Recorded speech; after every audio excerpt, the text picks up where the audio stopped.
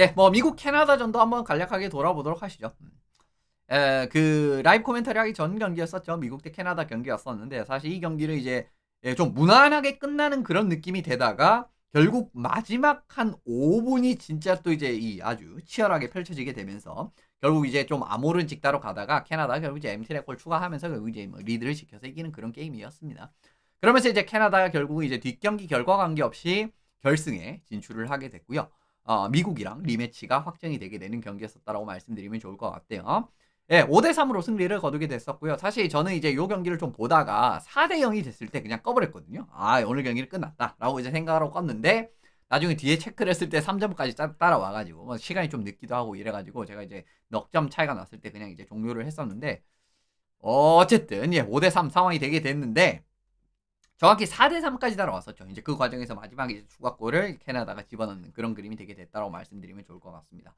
슈팅 숫자라든가 이런 부분 같은 경우에는 뭐 거의 차이가 없었어요. 그죠? 28대 26. 그리고 페이스오프 같은 경우에는 근소하게 이제 핀란드가 더 좋았다고 보시면 좋을 것 같고요. 파워플레이도 이제 두 팀이 그렇게 많지도 않았습니다. 이제 두 팀 합쳐서 이제 딱 한 번밖에 나오지 않았던. 뭐 이건 역으로 말씀드리면 이제 핀란드를 또 이제 칭찬드릴 수 있는 부분이죠. 물론 이제 핀란드가 전체적으로 팀 디펜스가 괜찮은 팀이기는 하지만 그래도 캐나다의 파워플레이를 상대로 기회를 계속 내준다라는 것 자체는 뭐 이제 스웨덴 같은 시나리오가 나올 수도 있는 그런 그림이 나올 수도 있었지 않습니까? 스웨덴 같은 경우에도 경기 초반에 첫 페널티 딱 주고 난 다음에 바로 그냥 먹히게 되면서 이제 또 분위기가 좀 이제 뒤틀리는 그런 그림이 있었는데 이렇게 이제 바라보시면 좋을 것 같습니다. 어쨌든 이제 초반에 이제 쭉 치고 나가다가 결국 이제 핀란드가 꾸역꾸역 따라오는 그런 느낌의 경기였었다라고 일단은 말씀을 드리면 좋을 것 같습니다. 일단 캐나다가 좋았던 점 같은 부분을 가장 먼저 말씀드리고 싶은 부분은 역시나 새롭게 구축된 라인들이 꽤 성과를 내고 있었다라는 부분이었어요. 그러니까 결국은 이제 첫 번째 같은 경우에는 첫 번째, 두 번째 경기에서도 이제 쭉 보셨겠지만 사실 캐나다가 정말 이제 이름값 대비해 정말 이름값으로는 정말 이제 출중한 선수들이 탑 6에 구성이 되어 있고 하는데 근데 사실은 기대만큼의 화력이 그렇게 막 나오고 있었던 그런 그림은 아니었다라고 말씀드릴 수가 있잖아요. 물론 이제 뭐 다 못했다라는 건 아니지만은 그러니까 정말 이제 이 좋은 선수들을 이렇게 탑 6에 기용을 하는 것 치고는 생각보다 뭐 골도 많이 나오지 않았고 뭐 실제로 미국전 같은 경우에서도 그랬었고요. 그런 과정에서 이제 역시나 이제 뭐 자주 말씀드리는 내용이긴 하지만 아무리 좋은 선수들을 모아 놓는다라고 하더라도 이 선수들이 정말 좋은 케미스트리를 낸다라는 보장은 이제 할 수가 없는 상황이었기 때문에 사실 이제 네임밸류가 좋다라고 할지라도 이제 원하는 대로 공격이 이제 잘 풀리지 않는 그런 그림들이 좀 나오기는 하거든요. 실제로 캐나다 같은 경우에도 제 생각에는 첫 두 경기는 좀 기대보다는 좀 못 미치는 그런 느낌이라고 할 수가 있는데 그 부분은 역시나 조합적인 부분에서 좀 확실한 라인의 성과를 내지 못했다라고 이제 보고 있었습니다. 근데 이번 경기에서는 이제 크로즈비, 맥키넌, 라인하트가 이제 2라인에 나왔고 1라인에 맥데이비드, 포인트 스톤이 나왔었는데 그 부분에서의 변화점이 괜찮았었던 것 같아요. 기본적으로 이제 뭐 첫 경기 같은 경우에는 마너, 맥데이비드, 스톤 뭐 이런 느낌으로 나왔었고 그죠. 그리고 두 번째 경기 같은 경우에도 이제 뭐 진짜 이 뭐 미국전 같은 경우에는 돌이켜 보시면은 뭐 맥키넌이랑 맥데이비드를 같이 이제 뭐 집어 넣는다라든가 뭐 중간에 경기 중간에 라인을 바꾸는 등 이런 느낌의 이제 경기가 보여졌었는데 일단 굉장히 좋았던 게 뒤에도 말씀드리겠지만 맥데이비드랑 포인트를 묶은 선택은 진짜 좋았던 것 같아요. 이제 그 과정에서 어떻게 보면은 이렇게 좀 결과를 약간 더 기대를 할 수 있는 조합을 찾았다라는 것 자체도 실제로 이제 크로즈비, 맥키넌 같은 경우에도 스톤 선수가 원래는 나왔었잖아요. 이제 라인하트로 이제 바꾸게 됐고 그런 그림에서도 어쨌든 이렇게 좀 이제 확실하게 물꼬를 트는 라인 조합을 찾았다라는 점도 이번 경기 캐나다의 좀 성과 중에 하나였다라고 개인적으로 보고 있는 부분입니다. 실제로 지금 이제 크로스비 선수가 뭐 압박을 들어가는 그 장면에서도 뭐 사실은 이 골 장면은 아주 그렇게 특출날 부분은 없는데 그냥 이제 이 라인들의 성과를 이제 가져오는 부분에서 그냥 말씀드리고 싶은 부분이고요. 크로즈비 선수가 이제 첫 번째 압박을 들어가는 과정에서 바카나이넨 선수한테 이제 체킹을 들어가고 그 과정에서 이제 퍽을 요쪽 사이드로 보내는데 성공을 하는 그런 장면이었고 그 과정에서 라인하트 선수가 대기를 하고 있죠. 기본적으로 이제 뒤에도 말씀드리겠지만 캐나다는 투원투를 공격 지역에서 많이 쓰거든요. 그냥 굉장히 일반적인 전술입니다. 투원투 사이클링 돌면서 이제 원에 해당하는 선수가 이제 슬롯 쪽으로 들어간다라든가 이제 그런 부분에서의 좀 변화를 가져가게 되면서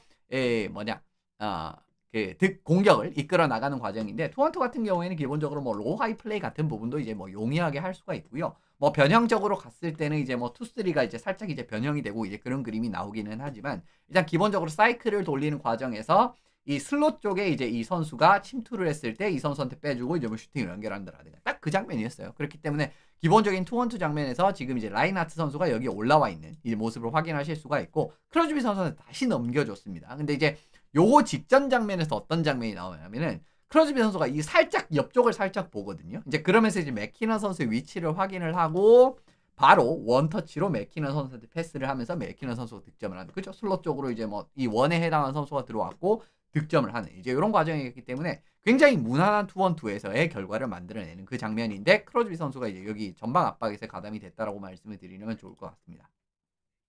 또 캐나다가 좋았던 점이 뭐냐면 사실 역습 상황에서도 위크사이드 쪽에 수비수가 이제 좀 적극적으로 가담이 되는 과정에서의 결과가 나왔다라는 측면 이것도 이제 상당히 좋다라고 말씀드릴 수 있는 부분이거든요. 물론 이거는 이제 또 요 골 장면에서 말씀드릴 수 있는 부분은 핀란드가 전방 압박 상황에서 커버 실수가 있었다라는 거 이것도 사실 이제 굉장히 크게 영향을 미치는 부분이었었는데 예, 요 장면도 이제 바라보시면은 이 퍽이 지금 코너 쪽에 있는 상황입니다. 퍽이 코너 쪽으로 들어왔을 때 루오스타리넨 선수가 이제 여기 들어가 있고요.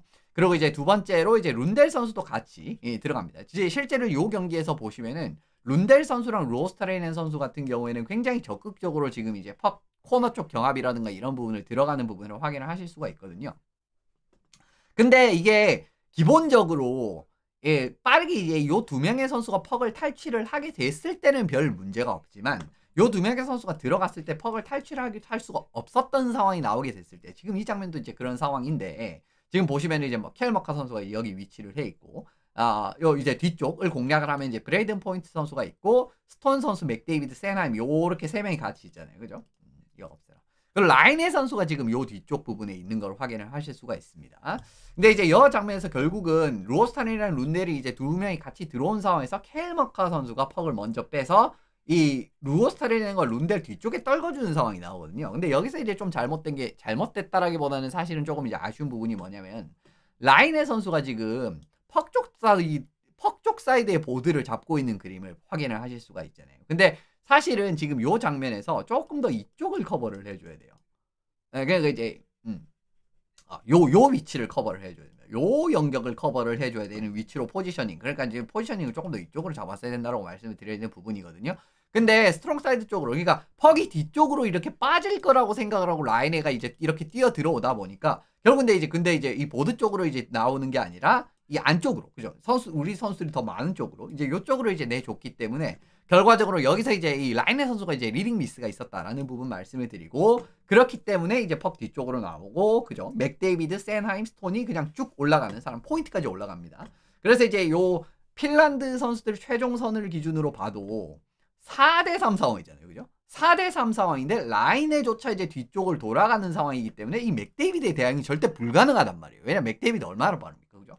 그 과정에서 이제 역습이 이어지는 상황이 나오게 됐고요. 맥데이비드가 스피드를 살려서 쭉 올라가는 과정에서 지금 보시면 뭐 사실상 4대2 상황이라도 봐도 보셔도 무방하지 않죠. 지금 상황은 보시면. 왜냐면 포인트까지 올라오고 있는 상황에서 사실 라인에도 이제 포인트를 물고 있기는 하지만 포인트가 스피드가 훨씬 빠르기 때문에 이것도 라인에가 커버를 하기는 불가능한 상황이거든요. 요 과정에서 맥데이비드가 펄 가지고 이제 이 오른쪽 사이드 쪽을 들어오고 세나임이 왼쪽 사이드로 들어가고 스톤은 그냥 안쪽으로 들어가게 됩니다. 그런 과정이 나오고 이제 포인트가 또 미들 레인으로 들어가게 되는데 여기서 이제 맥데이비드가 위크 사이드 쪽으로 쭉 빼줍니다. 그러니까 세나임이 있는 쪽으로. 이제 그런 과정이라고 말씀을 드릴 수가 있고 세나임이 여기서 그죠? 그냥 무조공산 상황이잖아요. 여기서 슈팅 바로 때리고 그 뒤에 포인트 선수가 리바운드를 마무리해가지고 득점을 하는 그런 그림입니다.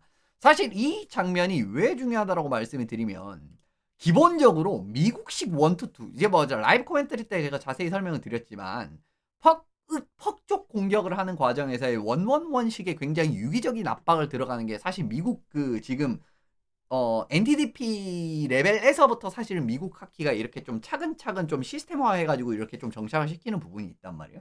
이제 그런 부분 같은 경우에는 기본적으로 보시면은 아까 같은 경우에도 한 명, 그죠? 그러니까 이제 기본적으로 한 명을 이제 이렇게 압박을 뚫었다라고 할지라도 두 번째 압박이 유기적으로 들어오고 이 친구를 뚫었다라고 할지라도 세 번째 압박이 유기적으로 들어오는 이런 부분 자체가 사실 미국이 어떻게 보면 여기에 굉장히 캐나다가 진앙력이 고전을 했었단 말이에요. 근데 이 체제의 단점은 뭐냐면 기본적으로 넓은 공간을 뭐 커버를 하기가 어려워요. 원원원을 통해서. 그러니까 넓은 공간을 그죠? 좁은 공간으로 퍽사이드 쪽으로 제한이 됐을 때 한 명, 한 명, 한 명, 한 명 딱딱 유기적으로 압박이 들어오게 되면서 결과적으로는 플레이를 차단을 하는 부분이 되게 되는 건데 사실 이게 영역 자체가 넓어져 버리면은 원원원으로 커버를 하는데 한계가 있는 부분이 있기 때문에 그런 부분에서 사실은 어떻게 보면 위크 사이드를 이런 식으로 확실하게 예, 확실하게 활성화를 시킨 다음에 이 부분을 잘 활용을 하는 게 중요하거든요. 그렇기 때문에 사실 지금과 같은 공격 같은 경우에는 미국의 어떻게 보면은 좀 폭을 넓게 쓰는 느낌의 공격이기도 하잖아요. 이제 이런 부분에서 이제 미국의 전방 압박 시스템이라고 할 수 있는 좀 변형 원투투라고 할 수 있는 원원원투를 좀 깨는데도 좀 많이 도움이 될 수 있는 부분의 공격 전개라고 바라보시면 좋을 것 같습니다. 그래서 사실 이제 미국전에서도 이런 느낌의 공격이 좀 많이 나와야 된다라고 이제 말씀드리는 부분이라고 말씀을 드리면 좋을 것 같고요. 또 이제 첫 번째 내용, 아까 이제 뭐 좋은 라인을 좀 찾았다라고 말씀을 드렸지 않습니까? 이제 그런 과정에서도 지금 바라보시면은 맥데이비드 선수의 스피드를 맞출 수 있는 포인트 선수가 지금 맥데이비드 라인에 올라왔기 때문에 저는 이런 부분도 이제 좀 소소하게 많이 도움이 될 수 있다라고 생각이 드는 부분이거든요. 그러니까 맥데이비드가 아까 같이 역습을 이렇게 끌고 갔을 때, 물론 이제 스톤 같은 경우에는 최전선에 있기 때문에 이제 스피드를 맞춰갈 수 있지만, 맥데이비드가 이제 보시면은 이제 맥데이비드보다 훨씬 더 뒤쪽 레인에서 시작을 했음에도 불구하고 어떻게 보면은 이렇게 이제 4대2 상황 같은 느낌으로 역습이 가담이 되는 그런 과정이 나오게 되지 않습니까? 이런 거를 생각을 해 보시더라도 지금 포인트 선수가 맥데이비드 라인에 들어왔다라는 측면 자체는 어쨌든 이제 첫 번째 내용이랑 이어지는 부분이 있다라는 거죠. 지금 이런 결과가 나왔다라는 부분, 그리고 라인에서도 이렇게 좀 맥데이비드의 가장 큰 강점이라고 하는 또 속도를 맞춰줄 수 있는 선수가 또 라인 메이트로 들어왔다라는 거. 이제 이런 부분도 어떻게 보면 이제 소소한 강점이라고 볼 수 있는 부분이지 않나라는 생각이 듭니다.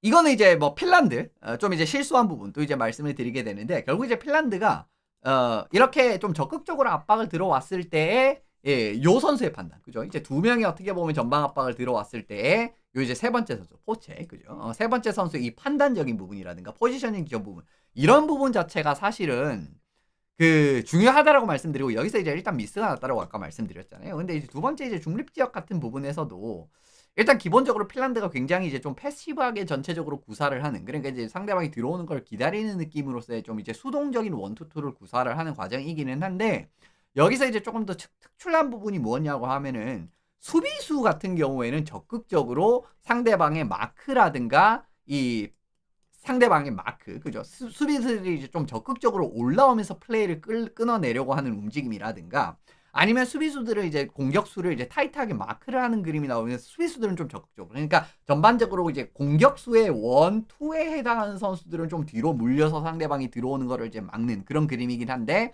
마지막 최종 수비수 2명 같은 경우에는 지금 요키하르유가 이랬던 것처럼 굉장히 적극적으로 들어오면서 플레이를 차단을 한다라든가 아니면 이제 맨마킹을 이제 타이트하게 들어가는 그런 그림을 확인을 할 수가 있었거든요. 이것 자체가 나쁘다라는 걸 말씀을 드리고 싶지 않습니다. 근데 지금 같은 경우에도 보시면 이제 패스가 뿌려지는 과정에서 요키하르가 튀어나오면서 차단을 하려고 하는 이 움직임이 있잖아요. 그죠? 수비수가. 근데 여기도 지금 보시면 라인의 선수의 결국은 움직임이 문제다라고 말씀을 드리는 부분인데 이렇게 사실은 요키하르가 올라오는 그림이 됐다라고 하면은 라이네가 됐든 아호가 됐든 그죠? 마호가 돼도 괜찮습니다. 솔직히 말씀을 드리면.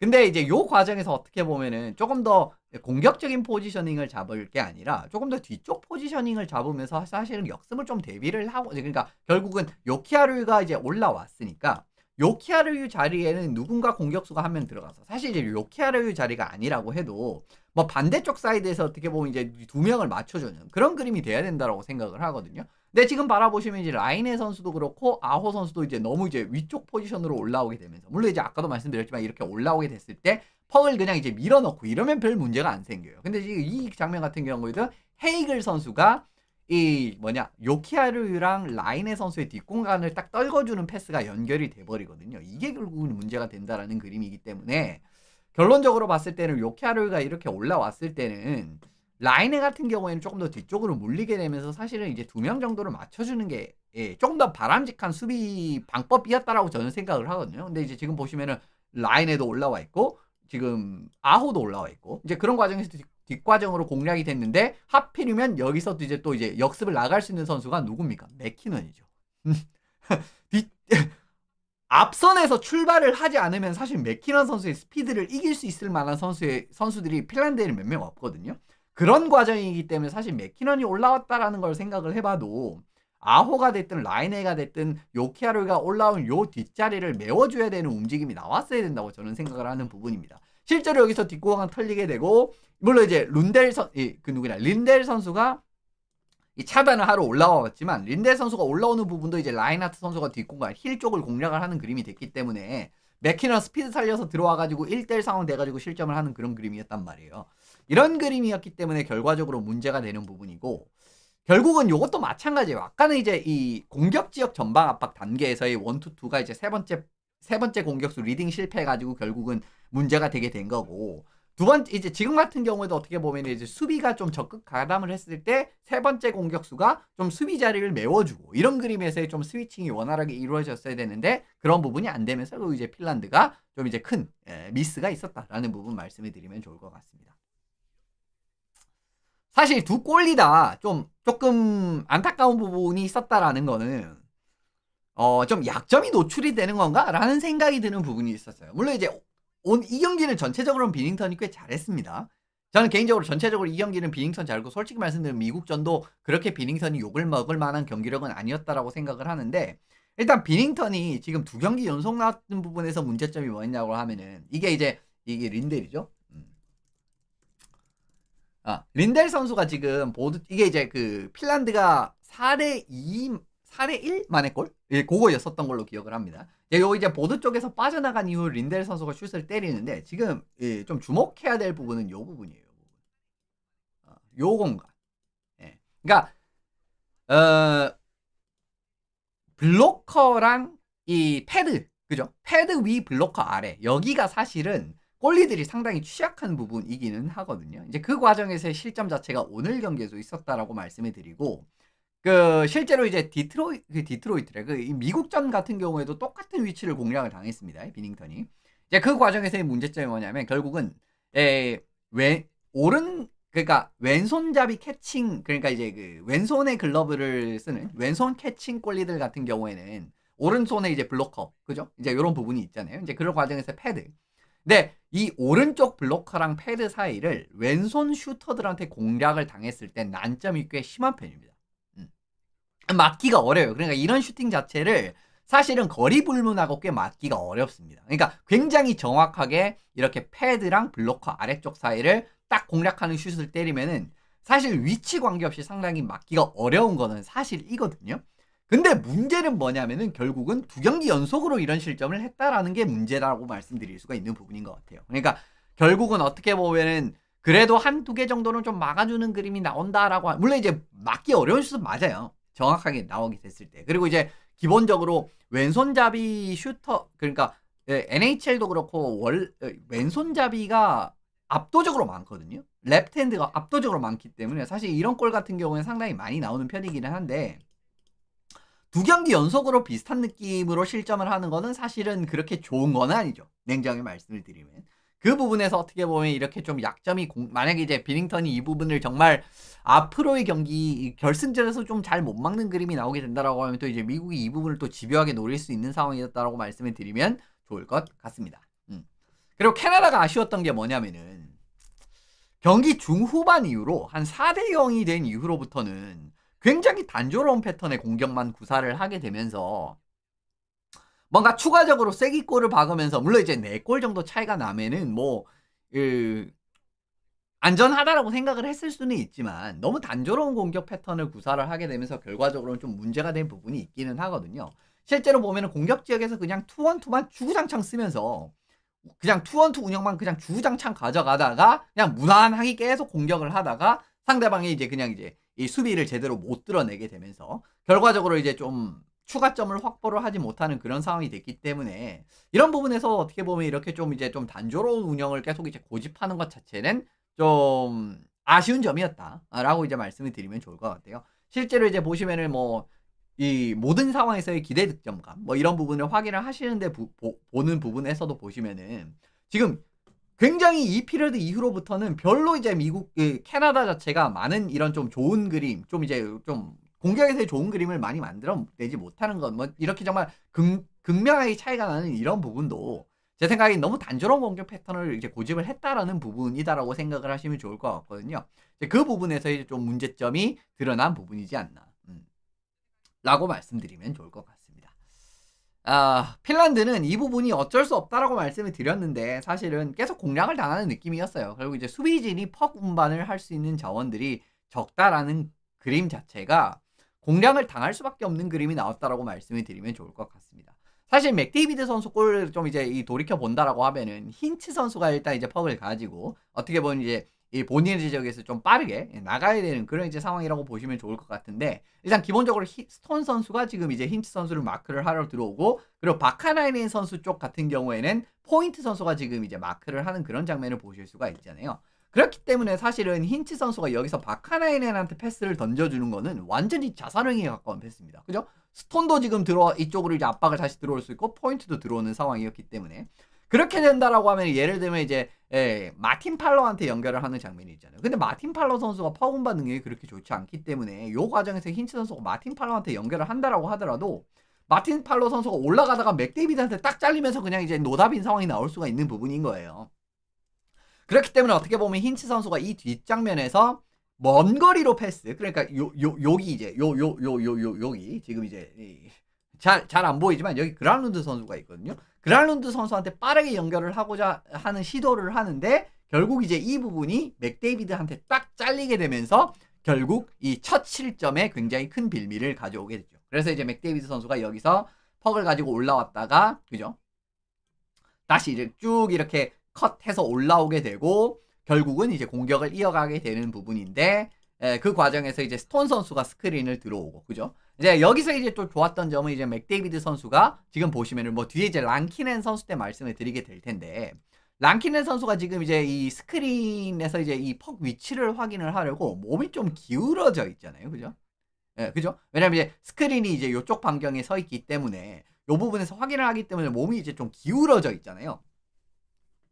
근데 딱 기울어지면서 이제 빈 공간이 많이 이제 노출이 되게 됐고, 그 부분을 귀신같이 이제 맥데이비드 선수가 슈팅으로 연결하면서 득점을 하는 장면이 나오게 되는 부분이거든요. 그러니까 결국은 이제 이거 득점 장면이긴 하지만 어쨌든 수비진이 퍽 운반을 할 수 있는 능력 자체가 전반적으로 지금 이 핀란드가 낮은 팀이고, 그런 과정에 어떻게 보면 그 부분에서의 약점이 이번 실점 장면에서 굉장히 크게 드러났다라고 보시는 게 맞지 않나 싶습니다. 그죠? 예를 들면 이제 여기에 만약에 헤이스카넨이 지금 올라온 상황이다라고 하면, 그죠? 헤이스카넨 같은 선수가 올라왔다라고 하면 힌츠가 사실 무리하게 뒤쪽을 공략을 하기보다는 헤이스카넨한테 연결을 해서 헤이스카넨이 맥데이비드랑 1대1을 시도를 해볼 수 있는 장면도 나올 수가 있고요. 조금 더 올라가다가 아니면 이제 더 좋은 판단을 해준다라든가 그런 그림이 될 수가 있는데, 지금 실점 장면에는 이제 결국은 핀란드에 굉장히 부족한 퍽 운반 자원, 부족하다라는 거, 이런 부분이 좀 크게 문제가 됐다라고 말씀드리면 좋을 것 같습니다. 뭐 요거 이제 커버 실수는 아까 이제 말씀을 드렸고, 그리고 랑키넨 선수가 요 경기에서 사실은 이제 뭐 결과값이 그렇게 나왔잖아요. 그죠? 랑키넨이 초반에 그렇게 안 털렸으면은 뭐 진짜 이겼을 수도 있겠는데 이런 생각이 좀 드는 경기였지 않습니까? 근데 랑키넨 선수가 오늘 경기에서 좀 팝포스트를 좀 많이 노출을 하는 그림이 나오게 되면서 결국은 그것도 이번 경기에 이 뭐라고 해야 되죠? 긍정적인 결과는 아니었었거든요. 지금 이제 아까 말씀드렸던 이제 맥데이비드 선수의 득점 장면 같은 경우에도 스크린 상황에서 이렇게 좀 몸을 기울이다가, 그죠? 실점에 노출이 되는 상황이었고, 맥키너 선수의 실점 장면, 이 맥키너 선수한테 실점을 하는 그런 그림에서도 랑키넨 선수가 이 쇼트 사이드 쪽을 너무 경계를 하는 그림이 나오다가 결국 이제 팝포스트 쪽을 굉장히 크게 열어준 장면이 있었거든요. 지금 장면 같은 경우에도 보시면은 포스트 크리스 바깥쪽에 이렇게 이제 지금 이 왼쪽 스케이트가 바깥쪽으로 위치를 해 있는 그런 상황을 보실 수가 있잖아요. 근데 일반적인 상황이라고 하면 사실 이제 이 조금 더 이제 어떻게 보면은 그 뒤쪽으로 좀 아니면 아예 조금 더 나오면서 뭐 커버를 한다라든가 그런 그림도 나오지 않았었고, 지금 보시면은 이 골대 바깥쪽까지 지금 이 스케이트가 바깥쪽으로 나가 있지 않습니까? 근데 이제 뭐 여러 가지 상황을 보시면 아시겠지만은 기본적으로는 이렇게 딱 스케이트를 요 이제 포스트에 좀 붙여가지고 놓으면은 또 이제 좀 더 팟포스트 같은 부분이라는 것도 반응을 하기 쉽고 하는 그림이 있는데, 지금 보시면 이제 랑키넨 같은 경우에 너무 쇼트 사이드 쪽을 너무 과하게 의식을 하다가 팟포스트가 열려가지고 실점하는 그런 그림들도 있었다라는 겁니다. 물론 요거는 이제 스크린을 보기 위해서라고 볼 수가 있는데, 두 번째 맥키넌 실점 같은 경우에는 사실은 조금은 포지셔닝 부분에 좀 아쉬운 부분이 있었다라고 말씀을 드리는 부분이거든요. 그래서 이런 부분 같은 경우에는 역시나 두 골리가 모두, 그러니까 이제 이 뭐 비닝턴 같은 경우에도 이제 그런 부분이 있었고, 그죠? 아까 이제 미국전도 그렇고 이번 경기도 그렇고, 그리고 이 경기가 랑키넨 같은 경우에도 지금 팟포스트 쪽을 너무 좀 경계가 덜 들어가는 그런 부분 자체가 좀 아쉬운 부분이었다고 말씀드리면 좋을 것 같습니다. 그래도 6대5 상황에서 핀란드가 좀 물꼬를 텄다라는 거는 장기적으로도 상당히 좋은 사인이라고 보시면 좋을 것 같아요. 기본적으로 사실은 핀란드가 화력적으로 다른 팀들에 비해서, 그러니까 좀 어깨 쟁쟁한 그런 이제 좀 팀들에 비해서, 원래 이제 핀란드 하키 스타일 자체도 사실 좀 웅크리는 스타일이기는 하지만, 화력전에서 진짜 막 예를 들면 뭐 캐나다, 미국, 그 다음에 어디냐, 스웨덴, 어디냐, 뭐 러시아 이런 팀들을 상대로 화력 대 화력전으로 이제 승부를 보기에는 조금은 밀리는 구석이 없을 수가 없거든요. 근데 어떻게 보면 이제 그런 과정에서 예를 들면 이제 좀 수비 게임이 살짝 잘 안 돼가지고 리드를 허용했다, 그런 상황이 된다라고 해도 사실은 6대5 상황에서 이렇게 좀 득점력이 기반이 된다라는 거. 왜냐면 리드를 이제 내준다라고 해도 이렇게 좀 이제 만회할 수 있는 그런 그림이 나올 수 있다라는 거. 그런 부분 상당히 좋았다라고 보시면 좋을 것 같습니다. 기본적으로 핀란드는 6대5 상황에서 대응을 1-3-2를 쓰더라고요. 이제 일반적으로는 사실은 2-3-1을 많이 쓰는데, 예, 좀 1-3-2 같은 느낌으로 좀 운영을 많이 했었는데, 물론 이제 변형적으로 이제 이 2-3-1으로 변형을 하는 그림이 나올 때도 있습니다. 뭐 이런 느낌이에요. 그냥 이제 느낌적으로 바라보시면은. 근데 지금 그죠? 한 명, 세 명, 두 명, 이제 이렇게 두 명 이렇게 서 있기 때문에 1-3-2라고 바라보시면 좋을 것 같은데, 기본적으로 라인의 선수가 바깥쪽이 뭐냐, 또 왼쪽 플랭크에서 이제 원타이머를 노리는 그 포지션이라고 보시면 좋을 것 같고, 지금 힌츠 선수가 지금 요 장면에서는 힌츠 선수가 쭉 이제 들어오게 되면서 이 캐나다의 가운데 있는 요 선수를 끌어들이게 되면서, 사실 이제 요 위치에 있는 캐나다 선수가 요 크로스 아이스 패스를 좀 차단을 해야 되는 역할을 가지고 있는 선수거든요. 근데 이제 힌츠 선수가 이거는 움직임을 잘 가져가면서 결국 이제 그죠? 이 동선을 이렇게 밀어주면서 결국 이제 이 패스 공간을 확보를 하고 라인의 선수를 에게 패스 연결해가지고 원타이머가 찍히는 그 상황이 나오게 됩니다.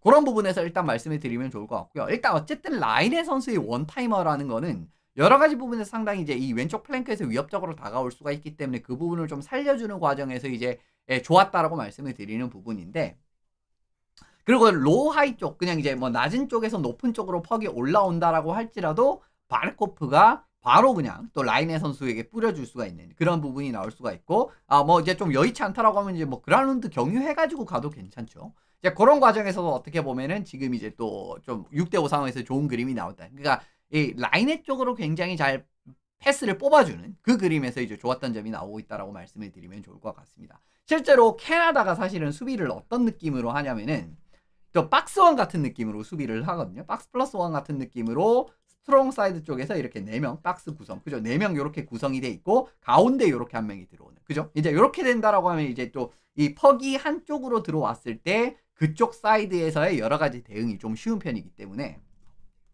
박스원 같은 느낌, 그리고 이제 장거리 슈팅이라든가 이런 부분도 견제가 되고요, 그죠? 예를 들면 란타넨이 이쪽으로 이제 이 뭐냐 이 바르코프한테 패스를 연결을 한다라고 하면 바르코프 그냥 슈팅을 때린다라고 해도, 그죠? 뭐 이쪽에 이제 또 한 명이 대비가 있기 때문에 대비가 가능하고, 그죠?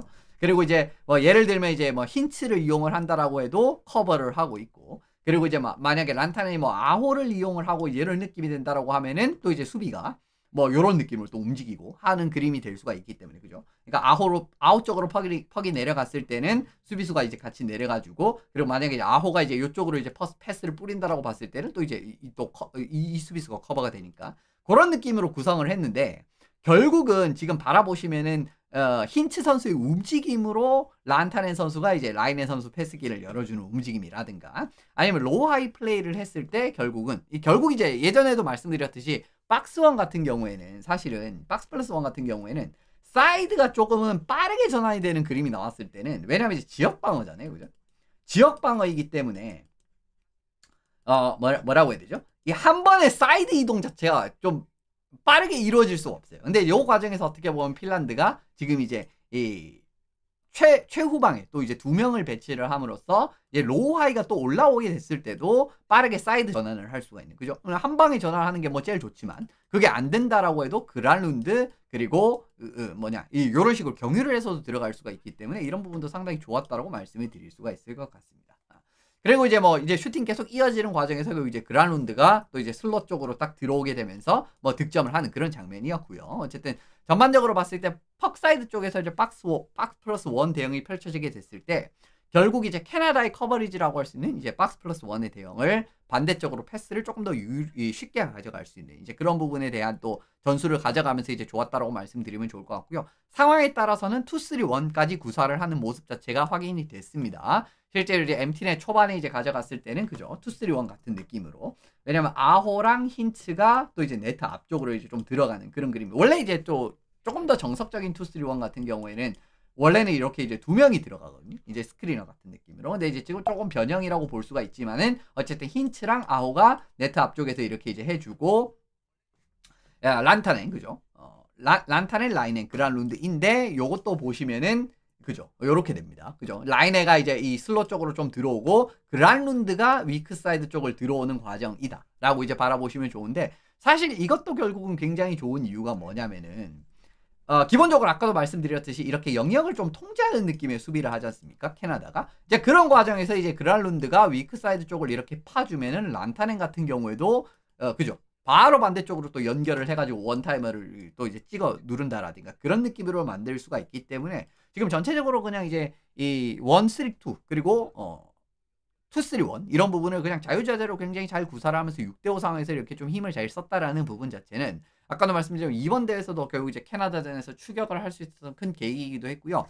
좀 더 장기적으로 바라봤을 때는 올림픽에서도 제가 봤을 때는 이거는 이렇게 6대5 상황에서의 부드럽게 플레이를 하는 부분 자체가 관측이 된 거는 큰 도움이 될 수 있다라고 보고 있는 부분입니다. 그러니까 최종 라인에서의 이제 이 2에 해당하는 선수 중에 한 명이 윙 쪽으로 쭉 내려오게 되면서 순간적으로 이제 2-3-1을 또 구성을 하는 그런 그림에서의 또 이제 그림이 나올 수가 있기 때문에 이렇게 좀 가변하는 느낌에서의 이 6대5 핀란드 6대5 플레이를 좀 다른 팀들이 이제 앞으로 다가오는 이런 올림픽이라든가 이런 부분, 뭐 다가온 올림픽이겠죠. 올림픽에서 좀 이제 다른 팀들이 어떻게 좀 대응을 할지 이런 부분 이제 뭐 내년에 한번 지켜보시면 좋을 것 같습니다. 어쨌든 이 부분의 성과를 봤으니까 요 말씀을 드리게 되고, 어쨌든 요렇게 뭐 간략하게 좀 이제 뭐 지켜보게 됐는데 그렇습니다. 네, 뭐 요렇게 뭐 이제 뭐 리뷰는 마무리를 지어보면 좋을 것 같아요.